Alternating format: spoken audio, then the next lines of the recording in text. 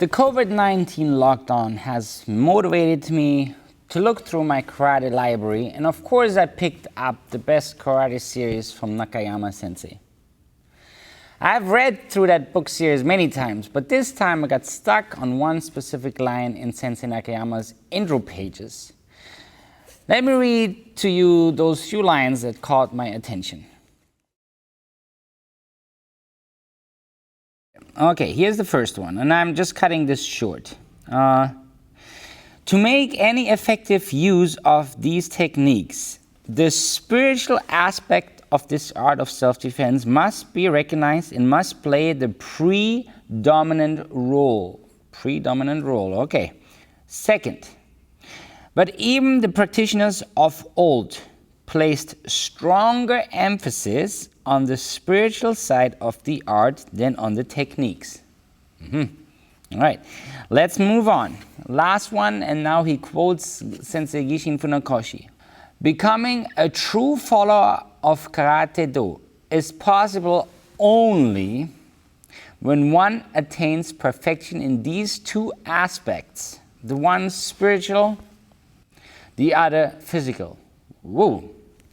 Well, isn't that something? That sounds great and very deep, and it's definitely worth looking into deeper, but there is a problem. You can't find anything about these spiritual aspects of Karate-Do.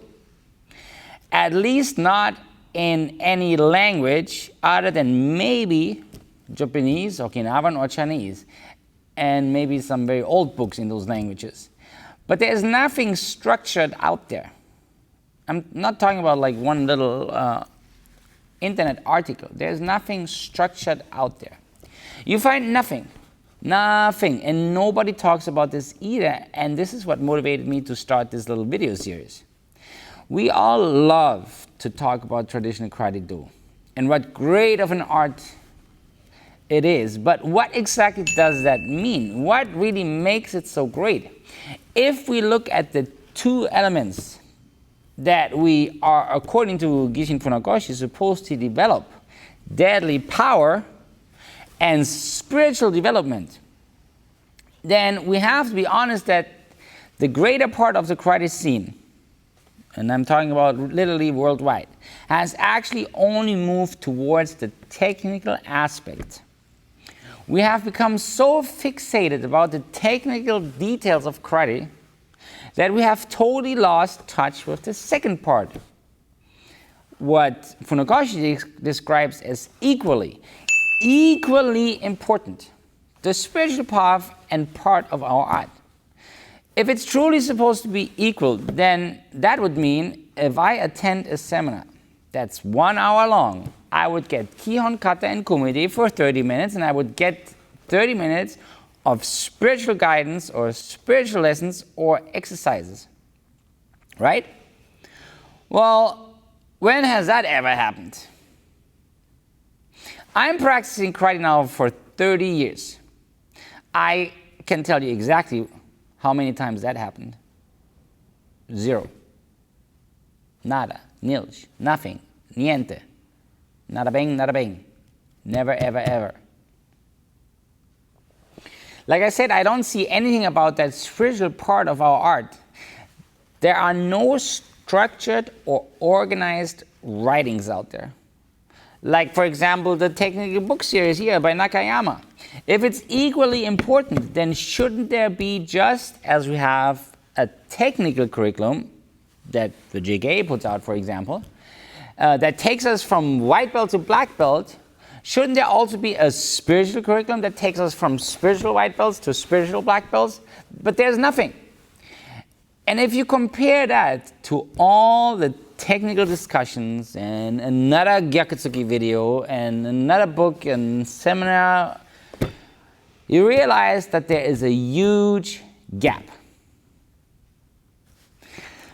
But I want to make this claim that what actually secretly keeps us all going is not just the sweat and the endorphins, but what happens within us when we train karate. And guess what that is? It's our spirit that gets touched. It's the spiritual path that we are on, and not even fully realizing it. But unfortunately, it is also that path in our karate journey that has almost no active guidance. Okay, so now it gets important. Let's look at the state of the world. Even before the COVID pandemic, societies around the world have not been very healthy, with many people around the world in depression, self-medication, opioid addictions, unhappiness, narcissism, egotism, and selfishness, and a lot of violence too.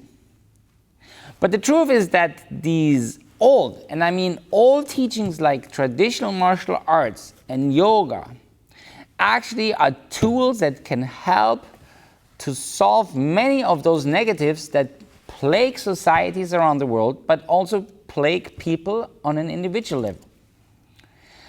For an example, why is there almost no crime or violence in Japan, where the echo of traditional martial arts is still present within its society? The answer is simple. It's the Budo. It's the martial arts. It works fine in Japan, where the culture of Budo is still part of the society, but the problem in the Western world is that we don't actively teach any of those tools or lessons or virtues or skills. And worse, we don't put these benefits into the eyes of the public. Because if we would present karate in that way, I'm sure Karate-Do would be in a boom phase, with people lining up at our front doors or for our Zoom classes like crazy. COVID pandemic or not, there is a huge demand for spiritual guidance, especially in times like these. Nobody wants to listen to the politicians anymore, and nobody wants to listen to the press either. So, Karate World, there's our chance. These old teachings that aim towards a spiritual path have so much knowledge and wisdom, and the karate scene is just sitting on this wealth, and we don't do much with it. The world needs traditional martial arts. The world needs Karate-Do, and the world needs it now. Now is the time for us to put our great art into the center of attention and show the world what we have to offer. This is the reason why I created this little video series where I will talk a little bit more about our katas and the spiritual path of our great art. How can we use this wealth of knowledge and wisdom that is hidden in our art, and with that, how can we use it and get people interested in karate? This requires that we, as a karate scene and karate community, come together, unite, and evolve together. I have created 3 videos that talk about 3 katas, just to raise awareness and to bring this topic into discussion. Those 3 videos are about the katas Basadai, Jion, and Hangetsu. I hope to explain in my 3 example videos what really is hidden within our karate katas. And then I will try to summarize all this with another video and more information in a 4th video. Everything, and I mean everything we do in karate, from A to Z, has a definite purpose. But the karate scene needs to put these pieces together and create one holistic advertising concept for the world to see what traditional karate is really all about. So please watch my video series, and if you like this type of content, please join and support karatecoaching.com. Thank you. Os.